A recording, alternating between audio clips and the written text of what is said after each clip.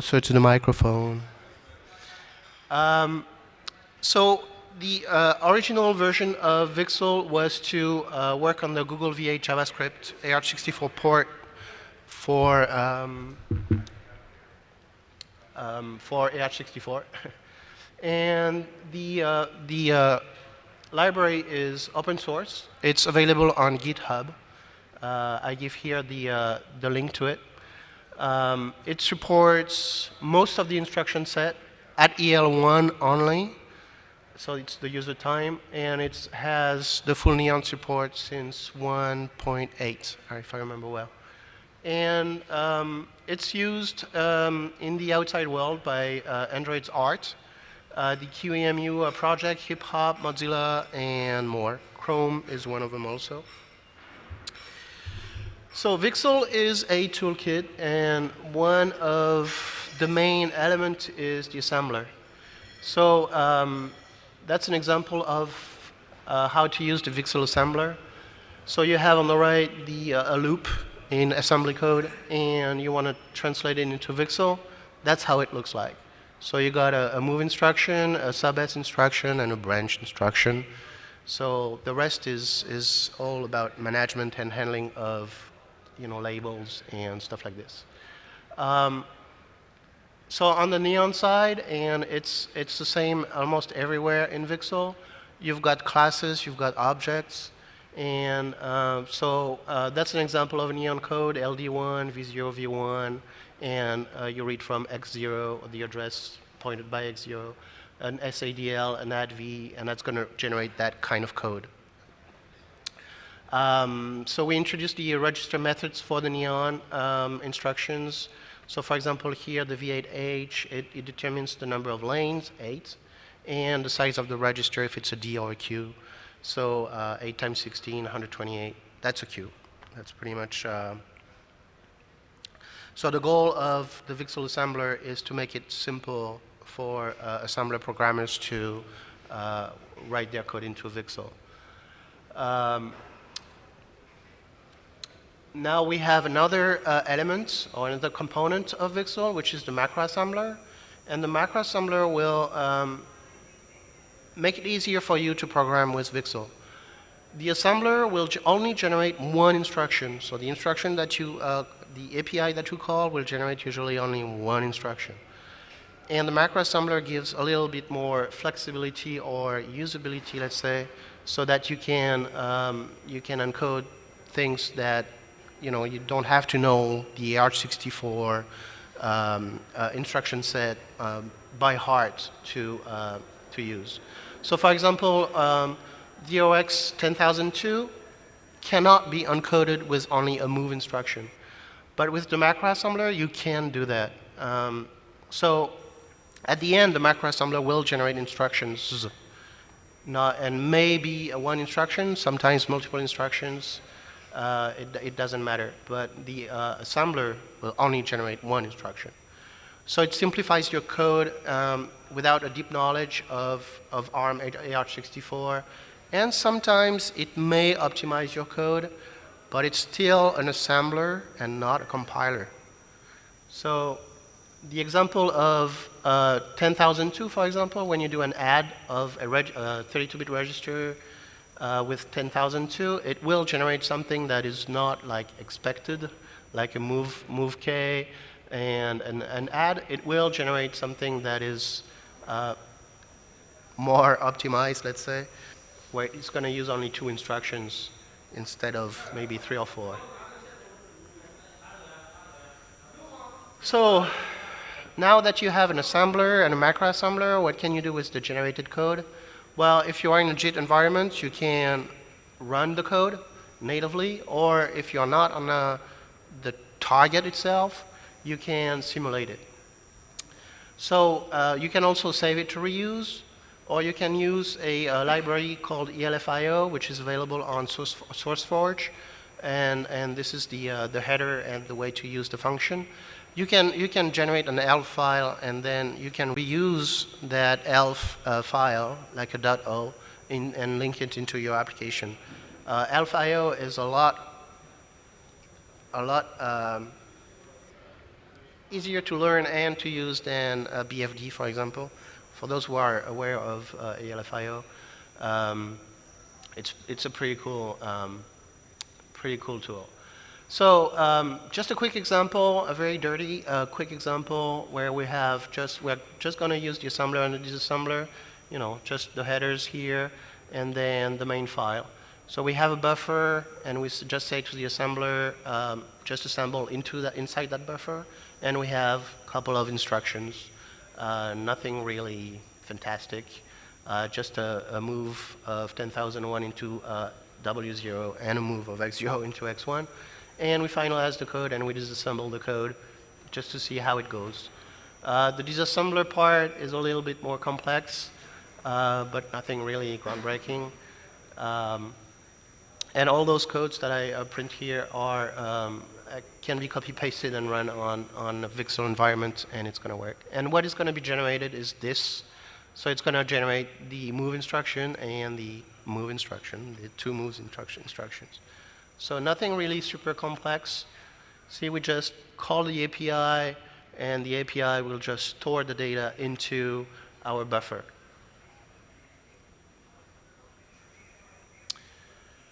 Now using the MacroAssembler, another example, but this time instead of 2001, we use 2002. And we know 10,002 cannot be encoded like with a move instruction, but with two moves instructions, the move and the move K, and that's how it looks. So with the MacroAssembler, you can have, for the first move, 2 instructions, or you can have more if it's really complex. There are a lot more examples and surely a lot more complex in the example directory on the GitHub and the source tree. So now the simulator, and the simulator looks like this. So when you run your code, pretty much, or you simulate your code, you're going to see, and if you ask for it, you don't have to, but you can ask for it. You can ask to have the trace of whatever happens and whatever is simulated. So the simulator is able to simulate whatever the VIXL assembler can assemble. And the execution and register trace output is available. And there's an extensive back-to-back testing against the hardware. So whenever, and it uses printf, so you can grep easily. And that's my favorite way, is to use printf and grep. So because everything is simulated, every instruction executed is traced, and every register update is traced, every memory load store with address information is checked. So you can pretty much rely on the simulator to as a base for any checking on what happens, for example, on your hardware. And I have an example at how you can use VIXL for that. Somebody will say, well, if it's simulated, it's slow. It is. But really it's not, because if you run it on many cores and a 3 or 4 gigahertz Xeon CPU, it will be fast. So another element of component of VIXL is the debugger. It's pretty much, if you are used to GDB, it's pretty much GDB, but with less commands. So we got P for print, X for examine, SI to execute, and that's how we call the code. So it's pretty much, pretty much like the disassembler, the example of the disassembler I gave earlier, but just instead of using the disassembler, we can use the debugger. So on the right side, you can see how we print the disassembly. So the first instruction where you want to start the debugger is a break instruction. So it's going to stop at the break instruction, and then it's going to execute all the instructions one after one. And you can also print the registers and have a kind of a notion of what's happening on your code.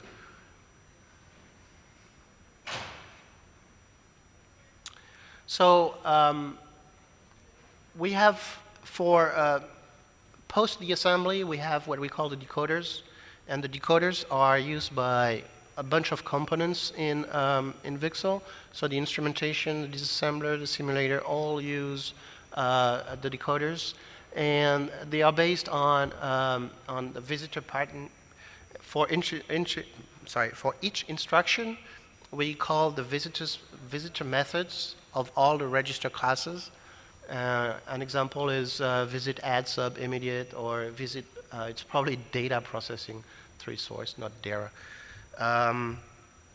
So classes associated with instruction decoding implement this visitor interface, and those are the examples that I gave, but you can also have your own.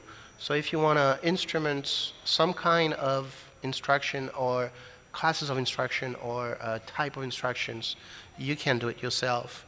It's just a matter of overloading one C++ virtual class or function, method.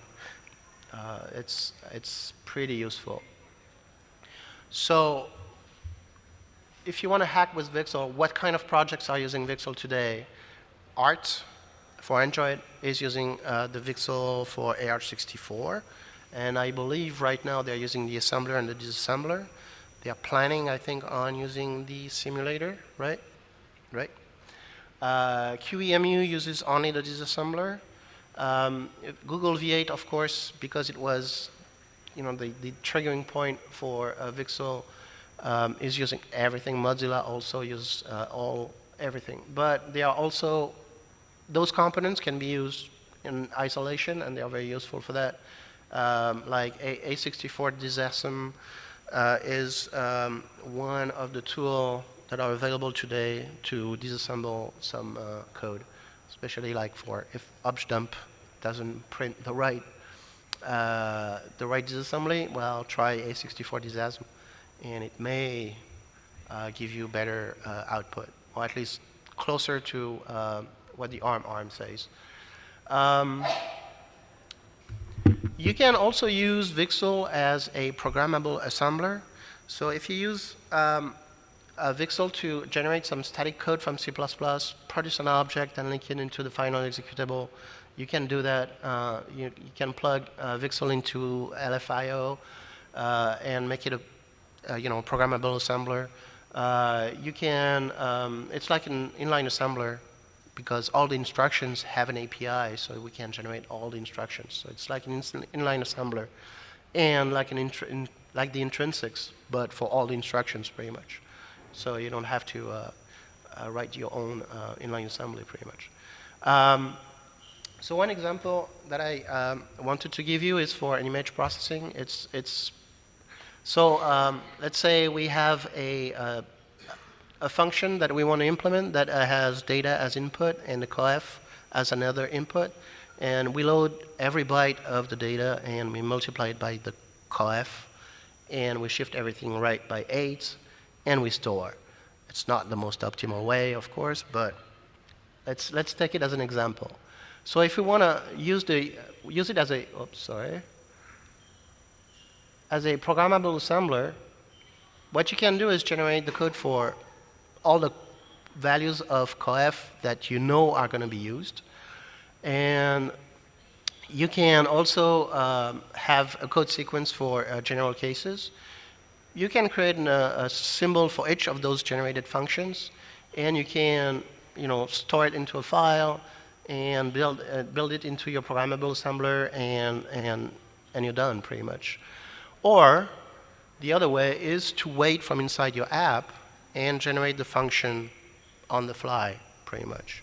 So it's pretty much a dynamic C++ template instantiation that is this way, right? So depending on when we're going to get coef, we can generate the code or call the function that we have already generated. So if we want to do that, here's the general case, pretty much. So we have, let's say, an entry point that's going to have W0 or X0, it's going to be wherever the data is, and W1 or X1 is going to be the coef. So in the assembler, or the MacroAssembler in that case, this is the way we would do it. So we would load, we would multiply, we would shift right, we would store, and we would loop. Well, I missed the loop somewhere. But that's not a problem.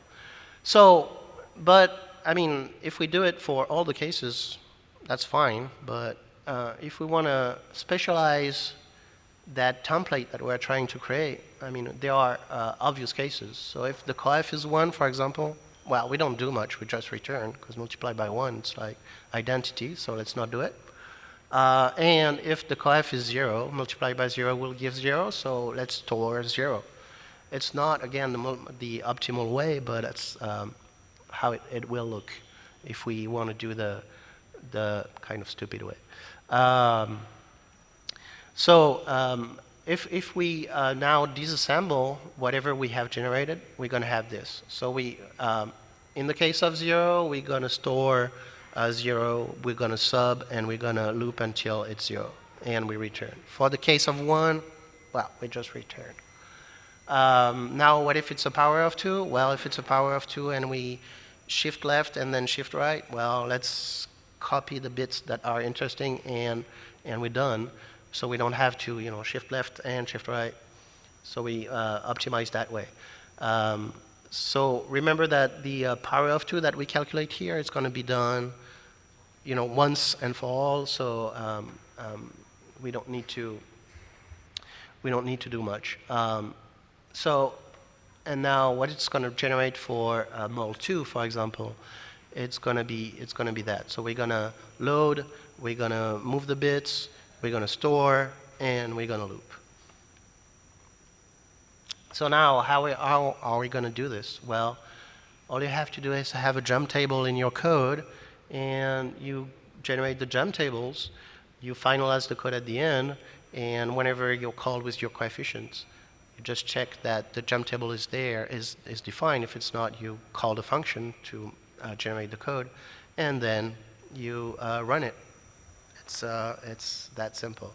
So in a JIT environment, that's very useful, because you don't clog your memory with that kind of functions with different values if they're not used. So here I use a simple array, but of course if you want to be a little faster, you can use a set, because jump table of 11 and jump table of 12 are exactly the same. So let's not duplicate the code. So another usage for VIXL is the instruction set testing. You can test your CPU by brute force and execute a constraint random of instructions and see what breaks. And you can use VIXL under target rather than ahead of time, so you can make some more decisions. Because VIXL has in the simulator some feedbacks, and you can also add your own feedbacks and say, well, that part is wrong, so I'm going to re-execute it again and see what's going on. You can also do that. So you can add some more like intelligence in your tester, in your CPU tester, and see when or why it breaks. And VIXL for that is very useful, because you can regenerate the code on the fly and not ahead of time, where you have to go back to your host, recompile, push it on your target, and rerun. You can, of course, you can compare the observable tastes after an instruction sequence between the simulator and the native execution, and detect if there's any deviation. It could be also that the simulator itself is wrong, but you can pretty much believe that the simulator is right. But after that, it's going to be up to you to determine if who's right.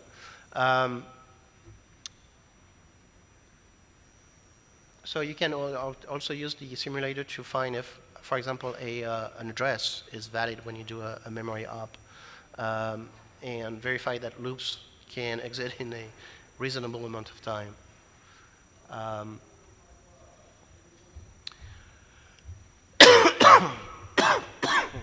So where exactly do you want to use VIXL? Well, the obvious is a JIT environment. JavaScript, Java, Python, all those scripting languages are kind of JITs. So you may want to use VIXL for those. Dynamic coding generation of an optimized routine, That's the kind of, the image processing example that I gave earlier. The testing, the random instruction stream, testing, the toolchain testing also, you can do that. You can do ISA experimentation, try out the features of the ARM's AR64 ISA. It's simple, it's fast, it's the tested API. It's a whole integrated suite, ready to use on any new JIT project, pretty much. All you have to do is call the API. You can also use it as a teaching tool. That peg.js, peg.js, it's a parsing expression grammar.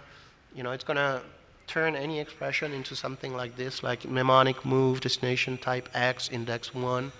It takes about a couple of hours to do these all those transformation into a move x1. I mean, that one is easy, but in general, the peg to VIXL is pretty easy to do. It takes a couple of hours. So now, what's new in VIXL? We have VIXL 1.8 introduced the full neon support, long branches, handling of literal pools, some instruction cache, data cache, operation instructions, the CRC32, half precision floating points, instructions are there. Now the MacroAssembler support BFM, UBFM, SBFM, and some bug fixes. The 1.10 version is the last one from July, and little handling, beta build, and test infrastructure, again bug fixes, and so that's the conclusion is VIXL is a powerful toolkit if you want to run on AR64. It's available on GitHub. It's totally free. The license is very permissive. That's the BSD3 closed license. VIXL is maintained and developed still. July 15, 2015 was the 1.10 release, and it's extended to AR32. VIXL, if you don't know, it's 64 in Roman numerals, but reversed. So we're going to have a VIXL for AR32. A good starting point for me would be to read that readme.md, which gives you a lot of input on what to do with VIXL, how to use it, what is licensing and everything. It's a very good starting point, and some examples are also on that file. Questions?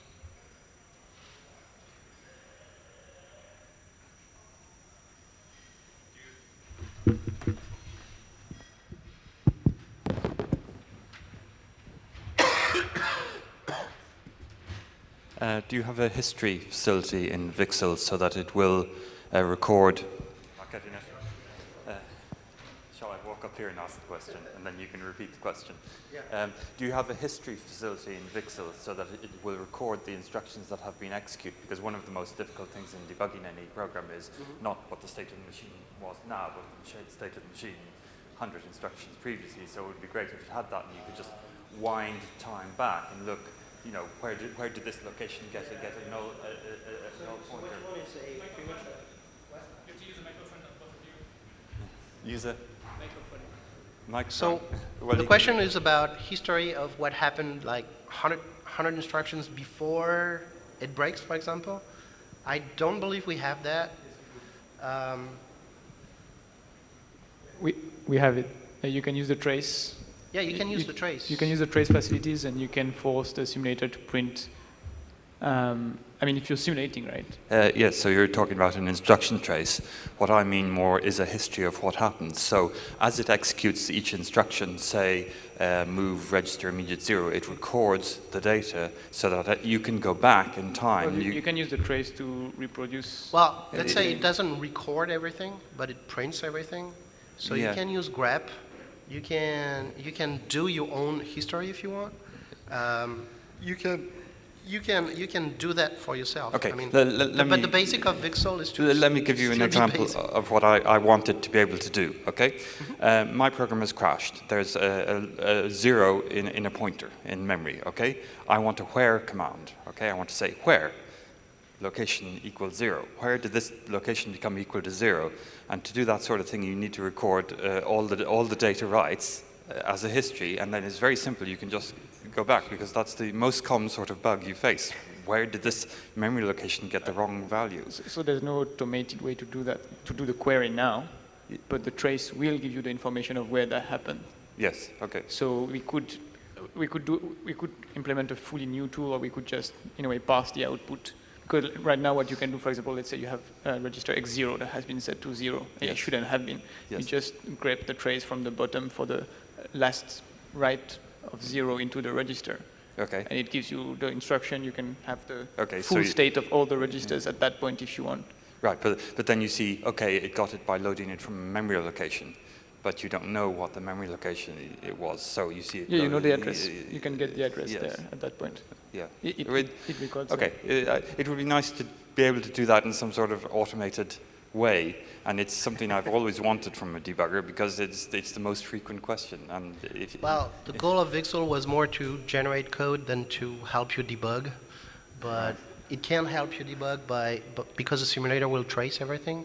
So it's up to you after that to build the tools around that to do exactly what you want. Right.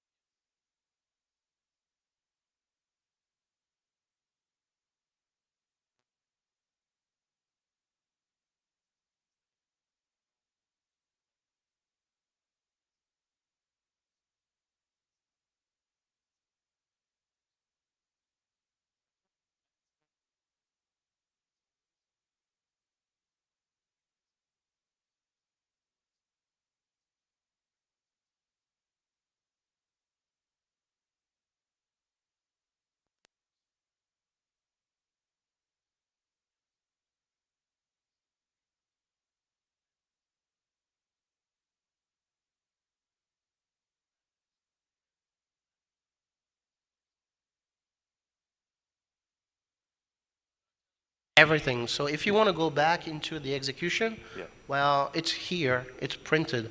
And that printer is just a simple way to print it. But if you want to record whatever you do, you can overload that print, and handle it yourself. You probably want to encode this, not print it out and record it into a buffer, because I mean the size of the printout can. But because can get too huge. VIXL is kind of a general tool, let's say.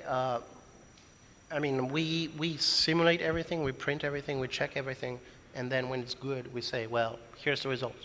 Right. Okay, But it's up to you after that to do whatever you want. If you want to record and make it into an Oracle database and use MySQL after that, it's Analyze it with Hadoop, yes, okay, thank you. Actually, you can just overload a virtual function to change. In a way, you could. That's not the way you would actually do it, but you could subclass the disassembler, let's say, and overload the virtual function that, let's say, prints things. Right. No, wait, no, okay, so this is for the trace, right?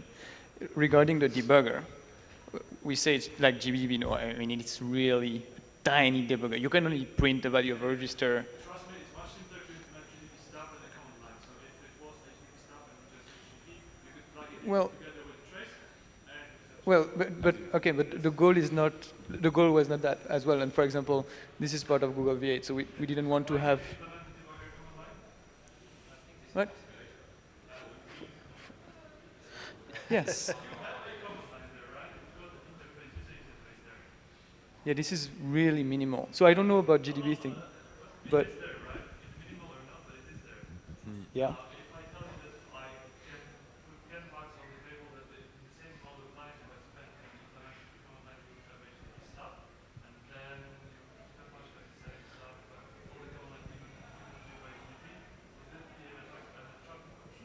Yeah, definitely, definitely. Yeah. And I would add that if you've done a GDB stub, you've suddenly got something that is actually really valuable because you can start tracing from non-generated code into JIT code and back again, and that would be really valuable to people doing JIT to be able to. That sounds definitely interesting. Yeah. Right, so GDB stub is actually I wouldn't go as far as Pavel saying it's simple, but I wouldn't say it's completely simple, but you can get a long way with a little amount of code. It's simpler than implementing a command line with parsing characters. Yeah. So, I mean, it sounds really good. The only issue I can think of, which probably wouldn't be a blocker, but would be the fact of introducing a dependency on something. VIXL is very self... There is no direct code dependency, there's a protocol. Okay. It does implement the Well, it's... Yeah, maybe we can have a look at it then. HTTP does exactly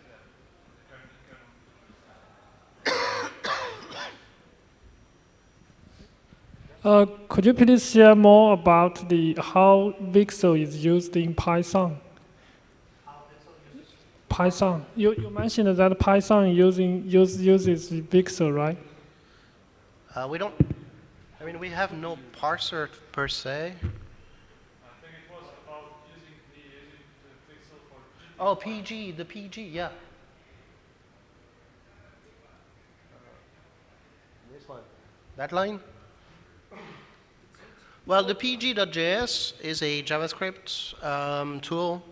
It's a parsing expression grammar. So, if example, you say x equal 1, and it's you have PYPY, or it's PYPY, right? PYPY, the JIT, Python JIT. Python JIT? Is it a PYPY? I have no idea.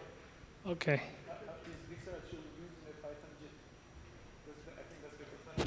Is VIXL used in a Python JIT anywhere? No. So that's just an example. That's an example. That's an example. You can use it as a front end to analyze an expression, and that expression will generate something that has that format. So it's mnemonic, move, destination type, X, and an index 1. So it's that representation is the representation of an expression like W equal 3. You know, and it's going to be expressed as that kind of stuff, but it's not Python. It looks like a Python tree or Python dictionary, but it's not. It looks like it.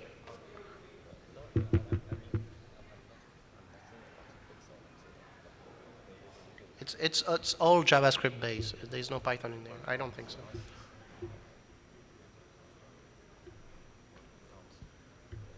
Any more questions?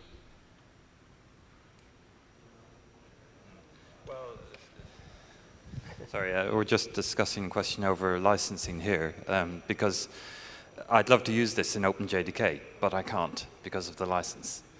Because to use it in OpenJDK, there's a requirement that any copyright of any code you push is assigned to Oracle. So, yeah. So, well, that's the way OpenJDK works. If you want to contribute to OpenJDK, you have to sign the Oracle contributor agreement, and any patches you push, anything you push, copyright is assigned to Oracle. So, has ARM signed the Oracle contributor agreement, and could I therefore use VIXL? And you still maintain your own copyright. It's just you assign copyright to Oracle as well, so that they can use it without fear of ever being sued for copyright.